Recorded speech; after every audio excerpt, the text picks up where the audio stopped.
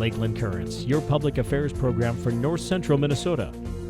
Closed captioning is made possible by Bemidji Regional Airport, serving the region with daily flights to Minneapolis-St. Paul International Airport. More information available at bemidjiairport.org. Hello again, everyone. I'm Ray Gildow, and welcome to Lakeland Currents.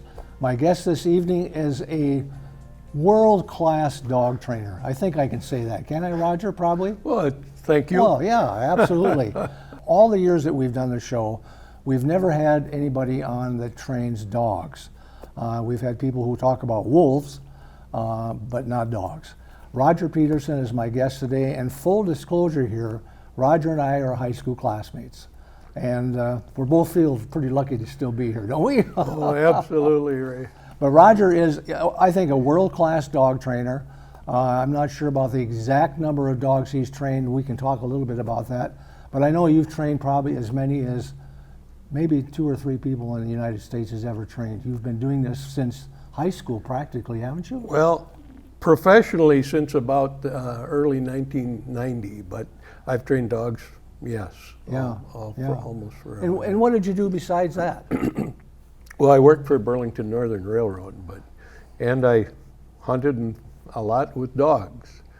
And it came to my attention that my dogs weren't the best dogs. And I thought, well, maybe I should train them and learn how to train dogs. And it became a fascinating hobby, a very rewarding hobby for sure. And the fact that I love dogs has made it just a big part of my life. And how big of a geographic area has this impacted you?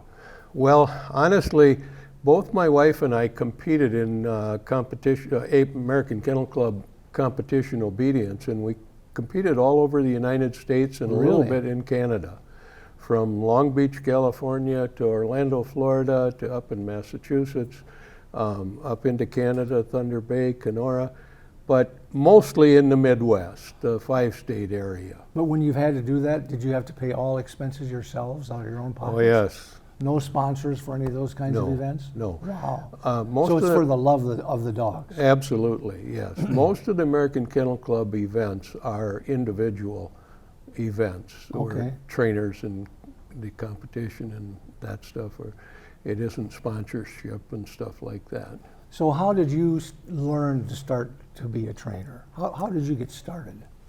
Well, actually, my wife, I always wanted a lab. I had them when I was kids, and when we were first married, we didn't have any dogs. We lived in an apartment for a while, and my wife had never had a big dog, and we got a lab, and she couldn't walk it or anything like that, so my wife actually started going to dog training classes in St. Paul dog training. And I went with her, got involved, and most of dog training is plagiarism. You learn from someone else. And I had some wonderful mentors. And it just grew on me, and especially once we got into competition. It kind of grows on you. It's very rewarding, I think. And you have a number of how many dogs you think you've trained over your career. What is that number? Well, approximately over 10,000. Wow, that's incredible. Well, it's a little deceiving because I did big classes. And when I was in St. Paul, I did often 3 or 4 days a week. And I had some very big classes. So the numbers add up fast. And even though you know my age, even though you know my age, I'm still doing it. At least 2 nights a week. Wow, are you still all through the year? Well, not in the summer. Okay. But the rest of the year, yes. Wow. And I just did 2 classes last night, and I'll do probably 2 more tonight. And then, of course, the rest of the week I'm training my own dogs. So it's a full-time hobby for me. There's categories of training. I mean, you train dogs to hunt. I'm a fisherman. Do you train dogs to fish? No. No, okay. I've had dogs that fish. But do you have people who come, they just have a pet that they can't control? Right. My classes are pet dog classes. I have taught some competition, but there isn't a high level of competition up here in this central Minnesota Lakes area, at least obedience competition. There is more field competition. Now, as the classes I teach are all pet dog classes. I do a puppy class, a beginner class, and then what we call an advanced class.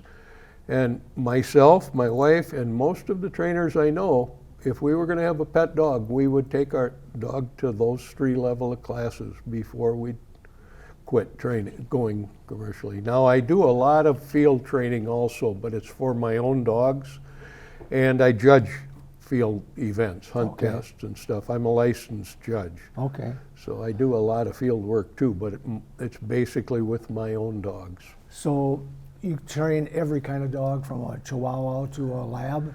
You know, the American Kennel Club keeps adding dogs every year, and I know they're up in the 250 range. And I've seen most of them over the years. 250? Well, in that varieties? area, just approximately, yeah. Wow, that's a breeds, lot. and they add some every year, and I've seen most of them. Yes, And do you find some breeds that are just really tough to train? absolutely. What would be some? I'm going to offend people if I That's say. okay, but here, let me put it this way, Ray. Some dogs were bred to work with man, like your retrievers, your herding dogs, your cattle dogs. They were bred to work with people. Some dogs, like hounds and your protective dogs, were not bred to work with people. So they are much harder to train. Now, what would be? Doesn't make them bad dogs, yeah, just harder to train. What would be some examples of those kinds? Well, any of your hounds are hard to train because they just weren't bred to work with people. Some of your huskies and stuff like that, they're wonderful dogs, but they were not bred to work with people. Okay. There's an old saying in dog training, we all complain about the little complexities of our dogs. You get what you buy. And people don't realize that you can train any dog, but it's really hard to train against instincts. These instincts were bred into these dogs for hundreds of years, to be hunters, to be retrievers, to be cattle dogs, to be herding dogs. And it's hard to train against instinct. So you get what you get. And then do you have a certain select breed that you like to train when you get people that are just bird hunters, for example? What's the range of dogs that you would have to be training a bird, like duck hunting? Well, or pheasant hunting? What's the range of dogs you look for there? Well, again, I don't want to get in trouble or offend anyone here. Some people love pointers. If they're bird hunters, pheasant hunters, grouse hunters, they like pointers and setters. Now, I don't duck hunt much anymore. I did when I was younger a lot. I prefer the retrievers because they're more versatile. The Labrador retrievers, #1 on my list, but that's personal preference. Golden retrievers, almost any of the retrievers I like. They're a very trainable dog.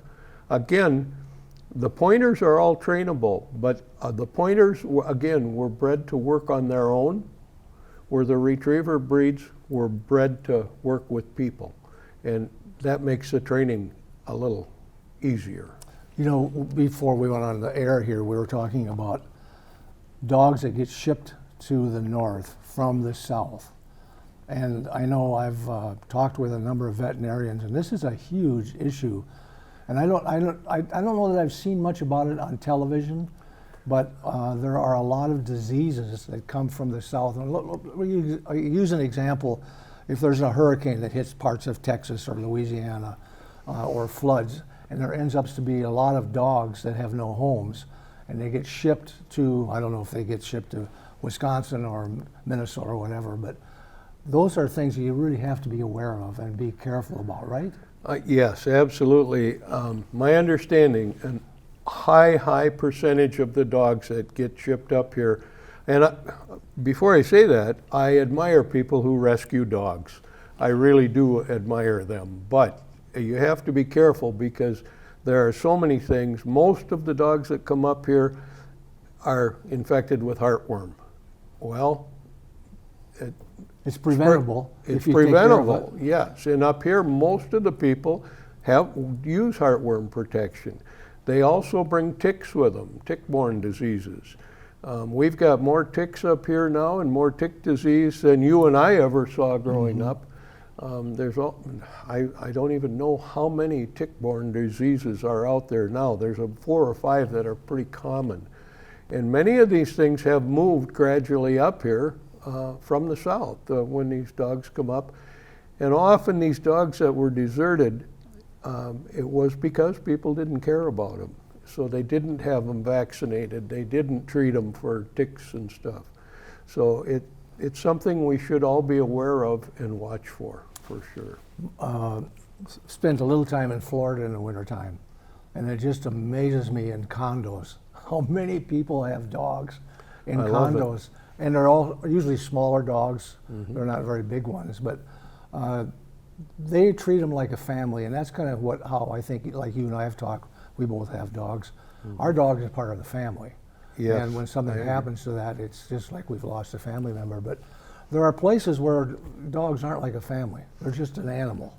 Absolutely. There's a real lot of that. And of course, that was popular here too. I mean, farm dogs were just left outside, that's why farm dogs didn't live very long. They got hit by cars usually. Yeah.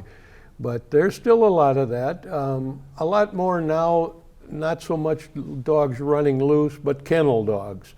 A lot of your field people do not believe in bringing dogs into the house.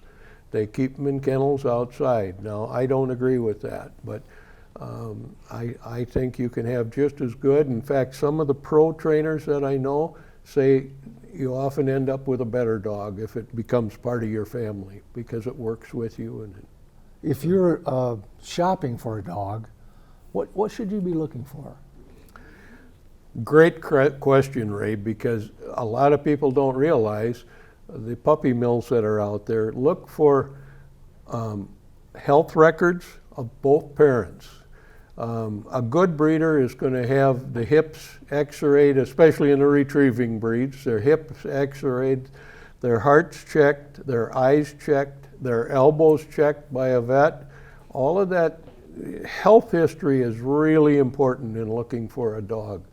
I guarantee you, if you pay a few $100s for a dog, it's going to cost you thousands later on if it has a lot of health issues. As much as I like vets, they aren't cheap. As you know, you've had dogs. But if you pay a little more for a dog and get it from a good breeder, you're going to get one with far less health issues, and in the long run, it's going to be less expensive. And probably live longer. So health is probably as important as the bloodline. Well, health is part of the bloodlines, honestly. Yeah. The bloodlines matter too, because what they show you is how capable the dog is and how trainable the dog is. Dogs don't get very far in competition unless they both have the capability to do the work and the fact that they're trainable. So it is amazing what trainers are doing now. I mean, some of these animals are doing things that are almost unimaginable, isn't it? Ray, when I was a kid growing up here in Brainerd, I saw a field trial out at Lum Park, and the top level of that field trial now wouldn't even come close to the lowest level of field trials today. Wow. What these dogs are doing today is just amazing. It is, yeah. It's amazing. Training has come so far, but part of that's breeding and the quality of the trainers, not just the dogs. The quality of the trainers. What does a trainer have to go through to become a trainer? A lot of hard work. You kind of have to prove yourself.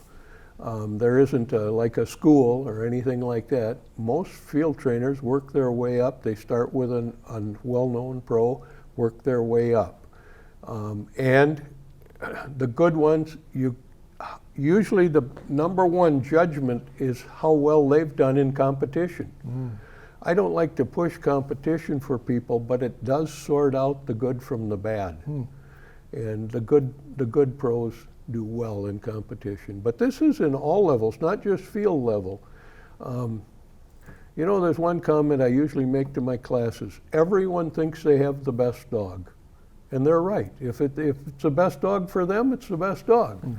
But if they want to see really how good their dog is or how good of a trainer they are, All they have to do is go to some competition, and then you see where your dog stacks up with the good dogs.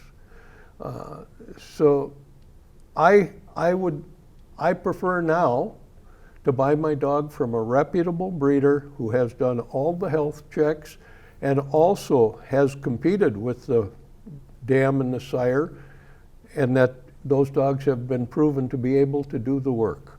How about food? There's always a controversy about, you can go to Sam's Club now, you can go to Costco, you can go to the specialty shops. How do you determine what kind of food to buy your dog? Great point, Ray. Most people don't realize, read the contents on the dog food label. Now, dog food doesn't have to be approved by the FDA like our food, but they do legally have to list the contents of their food on the bag in order of content, just like our food. They have to be honest about that part, and that is checked occasionally. And you want to avoid things like byproducts and stuff like that. You want to see what's on the label. Having field dogs, I like high protein foods, and the level of activity of your dog is important on what if you have a high protein, high fat food, if you have an active dog, that's what you want. If you have an English bulldog that sits around the house and isn't very active, you don't need that high of protein, but it's still important what's on that label, because some of the cheaper dog foods, I believe in good quality dog food, some of the cheaper dog foods have a lot of filler. So the best thing I can say is read the label and read what the contents are, avoid byproducts and fillers. Things like what is the meat? If they just say meat meal, that makes me question it. Now, if it says turkey meal, I know where that meal came from, and meal isn't bad. Byproducts can be. Meal is a high source of protein because the liquid is out of it. The moisture is out of it. So when they have to do it by volume or weight, actually meat meal has more protein than raw meat, because raw meat has water in it. How about exercising the dog? I know there's been a lot of studies that show that people who have dogs and walk with them are people that usually live longer, healthier lives. Do you do anything about suggesting what people should do with their dog exercise-wise in your classes? I always mention it, yes. I think exercise I agree with you 100%. I believe exercise is as good for the dogs as it is for people.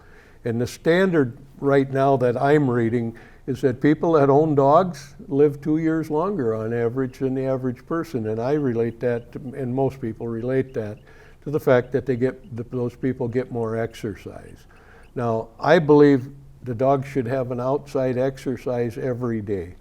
I like walking my dogs. I also train them.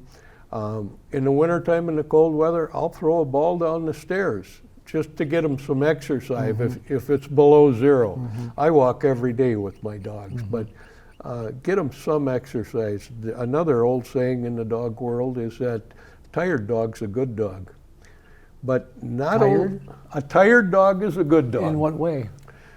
They're calmer. Oh, I see what you mean. Okay, yeah. A tired dog's a good dog. So when they've had their exercise, they're not so hyper. Exactly. Yeah. And cool. A lot of people don't realize but they need mental stimulation too, and a walk is mental stimulation to a dog. Sure. They need that as much as they need the physical exercise, and that's what a lot of people leave out, that mental stimulation. And the walk is mental stimulation. How about when you train dogs in that sports area? What do you do there? How do you select the kind of activity you're going to do? Well, it depends on which activity you're in. If you're in upland hunting, pheasant hunting and stuff like that, they have a whole different, they let the dog work birds. Often they'll ride a horse to follow the dog. My specialty is more hunt tests and field trials, where we throw dummies or dead birds for dogs.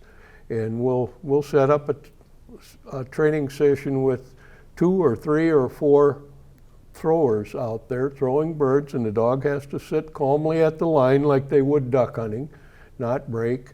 And they also have to remember where each bird was thrown. The first bird that they retrieve, which is usually the last one thrown, is easy. The dog sees it and runs out and gets it. Okay, now let's see, where are those other birds? You teach memory, you teach marking and memory. And that's part of the field testing. Yes, yeah, you teach marking and memory for that. When you judge hunt tests, for example, the main category you're judging is the dog's ability to mark where the bird fell.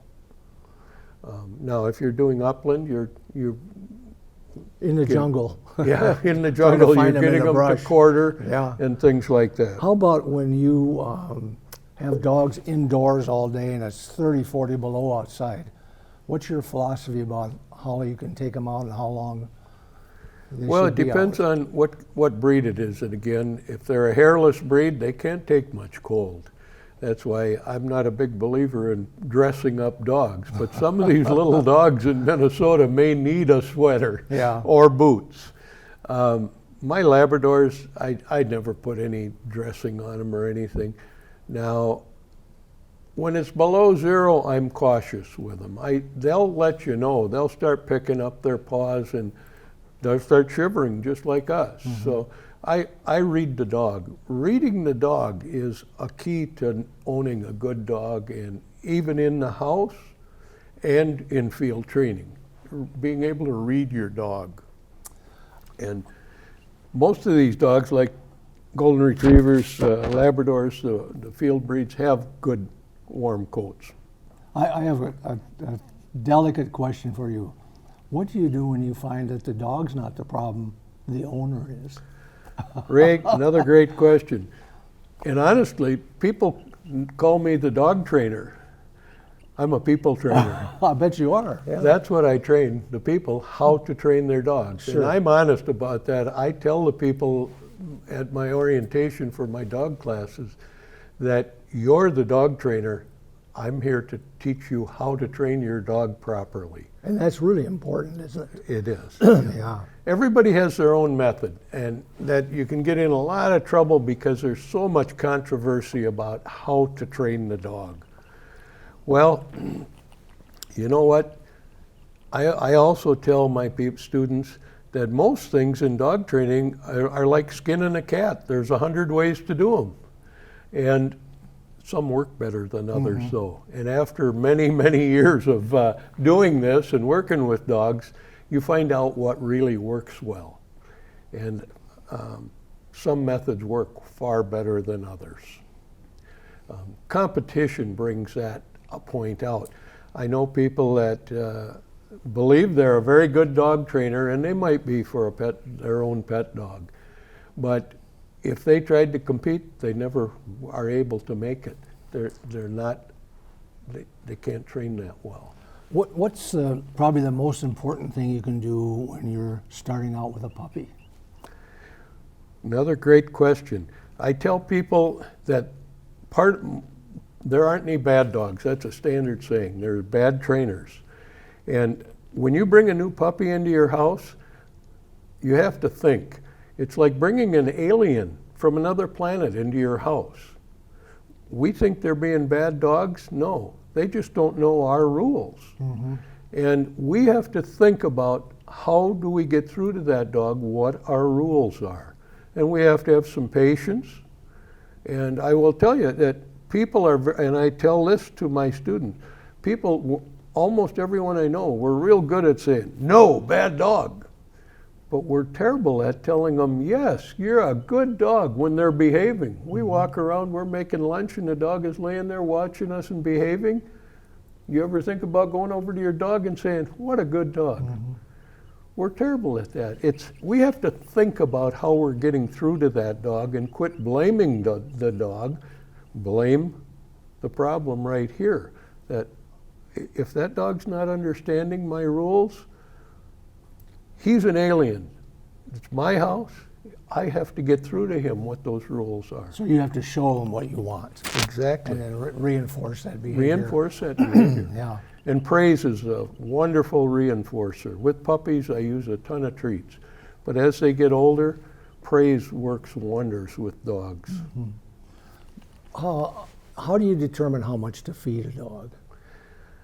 Don't read the dog food label, I No. guarantee you that. You'll You'll have a pounds. balloon. Yeah. Yeah, that's a tough one because every dog gets a different level of exercise. You kind of just have to watch the shape of your dog. Make sure they still have, just like us, make sure they still have a waist. You can tell if they start to balloon out. And it's highly dependent on how much exercise they get. But you have to just keep an eye on it. I weigh mine at least once a month. Oh, do you? And I'll tweak their dog food, maybe just a quarter of a cup less for a while to get their weight back down. Now, I hunt my dogs, so in hunting season, I have to increase what I'm feeding them. You just keep an eye on your dog. Do you give your dogs mostly dry dog food? I do, Yeah. yes. It's healthier in the long run, I believe, because you can get into a lot of problems with salmonella and stuff like that, feeding raw food especially. Dry food is pretty safe to feed a dog. Now, the nutrition might not be quite as high as some of the canned foods, for example, are very good. But if you have big dogs, it gets pretty expensive to feed them canned food. Sure. And So raw Rod, foods. if somebody wants to get a hold of you, how do they do that? Well, Do you have a website? No, I don't. Okay. I go through. I work with Northland Pet Lodge in Cross Lake. Oh, but okay. I answer questions all the time. So they can get in touch with you through the Northland Pet Lodge? Yes, Very good. Cross Lake. Well, we're out of time. Very interesting. You shared a lot of things with me that I didn't know, and I've had dogs all my life. Great job. How long you plan to keep doing this? As long as I can. As Ray. long as you're healthy. Yeah. Good for you. I love it. Thanks for coming on board. We Okay. really appreciate the information. It's always nice to see you, Ray. Thank you. You've been watching Lakeland Currents. I'm Ray Gildow. So long until next time.